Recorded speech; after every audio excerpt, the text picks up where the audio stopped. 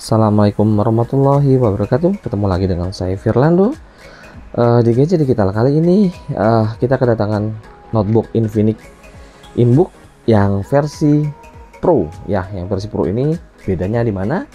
Mari kita unboxing apa aja yang beda di varian yang Pro. Nah, untuk dusnya sama ya kurang lebih ya. Cuman bedanya ya paling di spesifikasi yang di sini. Ya, ini spesifikasinya. Saya bacain, prosesornya Core i7 ya, ada SSD-nya 512, lalu RAM-nya 16 GB. Untuk resolusi, untuk display resolutionnya itu inch-nya itu sama ya, 14,1 inci dengan layar IPS. Ada Windows-nya juga, yaitu Windows 10 Home Edition ya, kurang lebih sama lah ya. Dan untuk paket kali ini sama dengan yang kemarin sebelumnya, di mana GDID biasanya menyertakan invoice, tapi di paketan laptop ini mereka tidak menyertakan invoice ya, jadi nggak ada invoice-nya. Apa ya, apa di balik ini ya, coba deh saya lihat, kok kayak ada menjendul gitu. Kita coba cek. Oh enggak, bukan jamin ori. Oh, apa invoice-nya ini? Ntar ya, kita cek dulu. Oh, ternyata ada guys. Waduh, saya baru tahu. Ternyata invoice-nya ditempel di sini. Jadi invoice-nya itu ada. Nih. Tuh, invoice-nya ada ditempel di sini. Yang kemarin udah kebuang kayaknya. Ya udahlah, nggak apa-apa lah ya. Yang penting garansinya itu resmi.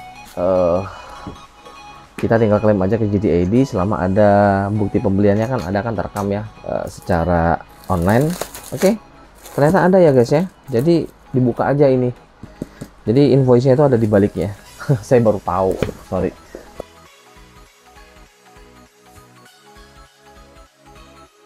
Ini laptopnya sama persis, nggak ada beda.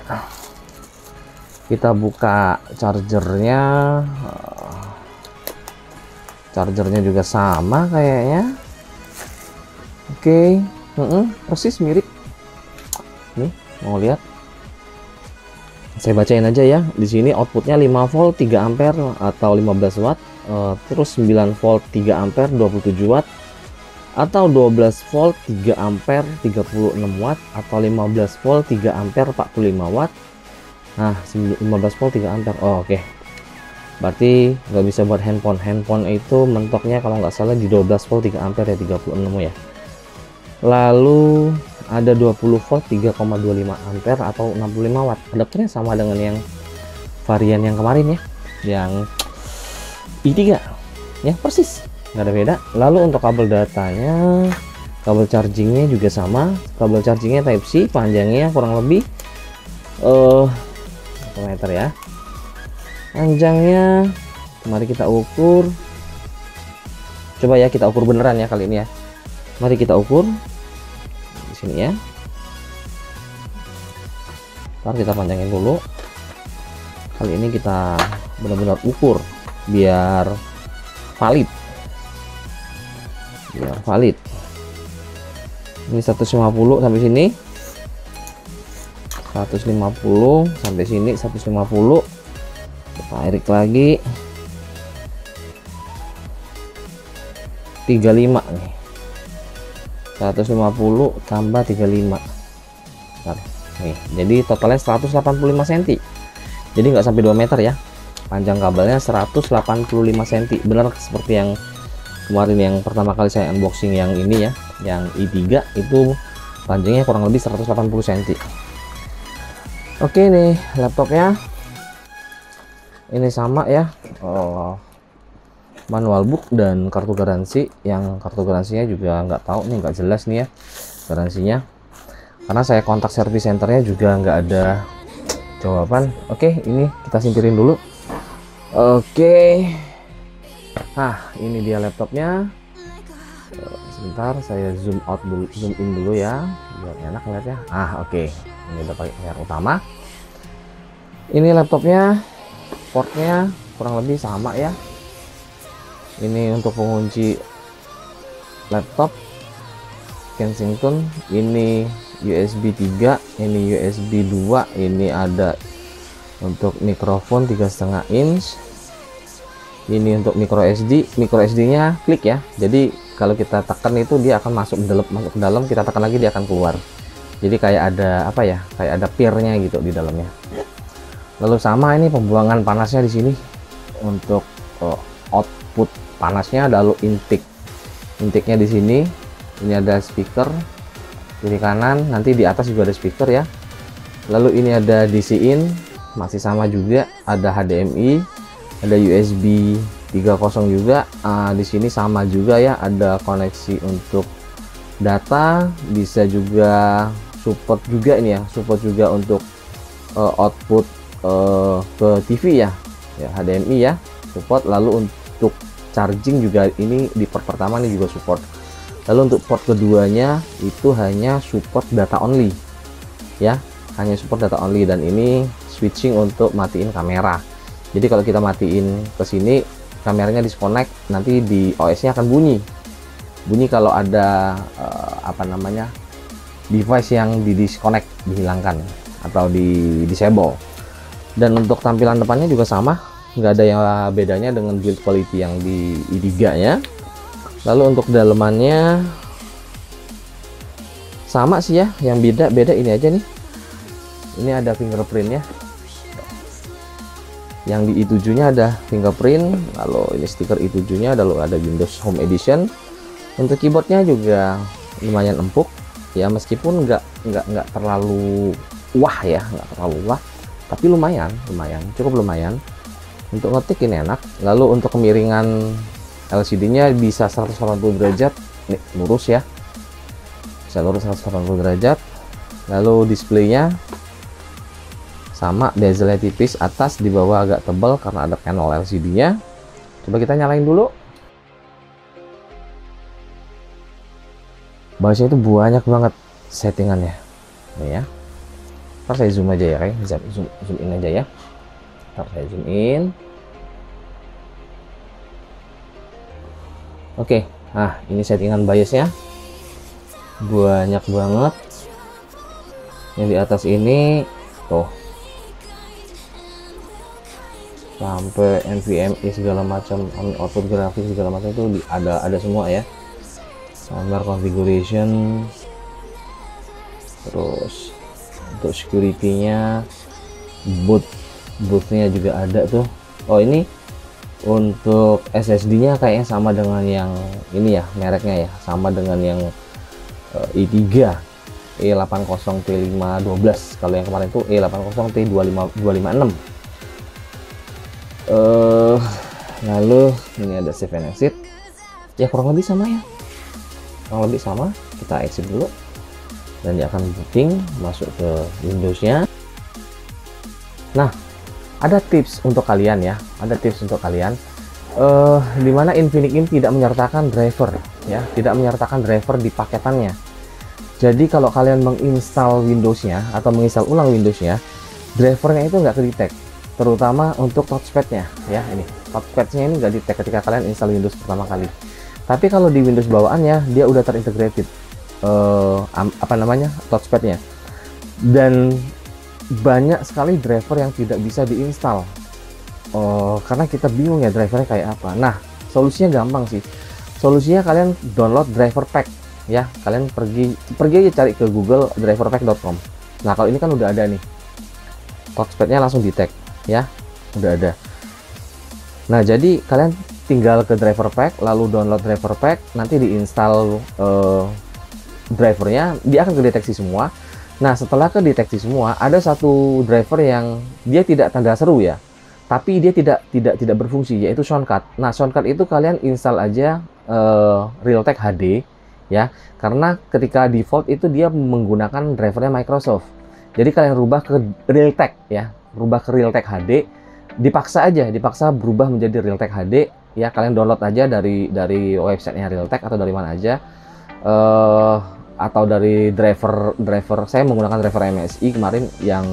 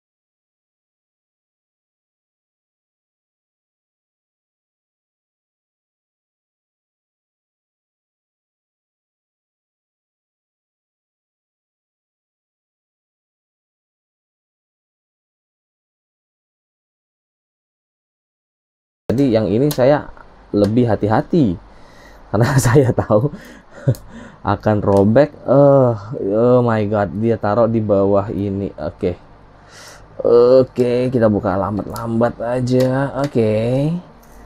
Ya, karena saya udah pengalaman yang kemarin sobek, jadi ini tidak sobek lagi. Yeay, berhasil. Oke, ini untuk wifi. Wifi-nya salut loh saya dengan wifi-nya ini. Wifi-nya udah wifi 6. Wifi 6 tuh jauh lebih stabil dan lebih kenceng ya, katanya ya gitu. Tapi ya harus disupport juga dengan routernya juga yang support wifi 6 ya. Oke, kita lihat satu-satu. Ini MOSFET-nya nggak ada pendinginnya ya, MOSFET-nya ya. Nah, ini adalah memorinya. Saya yakin ini memorinya ini bolak-balik ya. Di balik sini ada juga, sama di sini juga ada. Jadi ini tuh 16 GB. Jadi ini 8, modul 8 GB, di baliknya ada 8 lagi ya harusnya ya. Seharusnya sih ada double ya. Dan untuk chipset yang digunakan, mari kita lihat. Rayson. Nggak tahu saya merek Rayson itu dari mana. Saya taunya Avidson. Avidson itu buat obat, bukan buat obat ya. Untuk gatal-gatal, nah untuk kerok. Saya taunya itu. Kalau Rayson ini nggak tahu nih produksi mana ya. Oke. Ini kipas pendinginnya, ini baterai CMOS-nya, ini untuk konektor NVMe, ini juga NVMe. Speakernya di sini ada 2. Oh, ini 1. Oh, ada 2 juga nih speaker lagi nih. Jadi total ada 4 ya. Ini speaker 1, 2, 3, 4. Jadi sorry ya yang kemarin saya jawab cuma 3 speaker, ternyata speakernya ada 4. Oke, kita lihat dulu ya. Benar nggak sih? Ya, betul. Ini speaker, konektor speakernya. Nih ya. Ini ke sini, ini ke sini, lalu ini ada konektor lagi, ini buat speaker yang bawah. Nih. Ini buat ke sini sama buat yang ke sini. Jadi speaker totalnya ada 4. Ya, dia ada 4 speaker. 1 2 3 4. Nah, yang 42 ini dia keluar yang 2 di atas ini dia keluarnya di atas. Jadi di sini. Nah, ini. Dia keluarnya di sini suaranya. Jadi sesuai dengan iklannya ya, DTS ya, Dolby ya, Dolby DTS ya. Nah, ini baterainya juga bisa di replace. Ini konektor baterai, ini fingerprint sama, ini fingerprint kali ya di sini ya, atau di sini ya, saya nggak tahu. Ini harus dibuka kalau mau bener-bener dicek satu-satu, tapi terlalu beresiko. Bukan saya nggak berani, karena sangat beresiko sekali ya, dan bisa ngerusak garansinya nanti takutnya.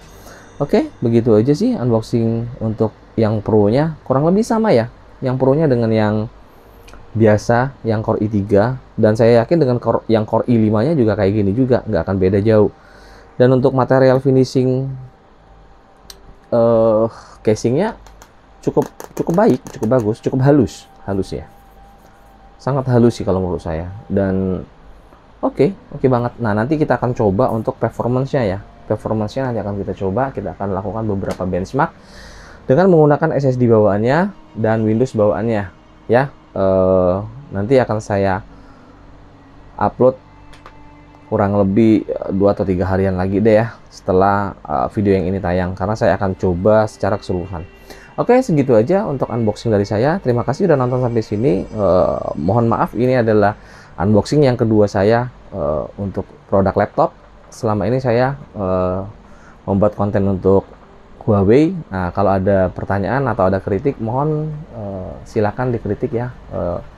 Kurangnya apa, di mana, nanti akan kita perbaikin. Oke, terima kasih. Wassalamualaikum warahmatullahi wabarakatuh. See you.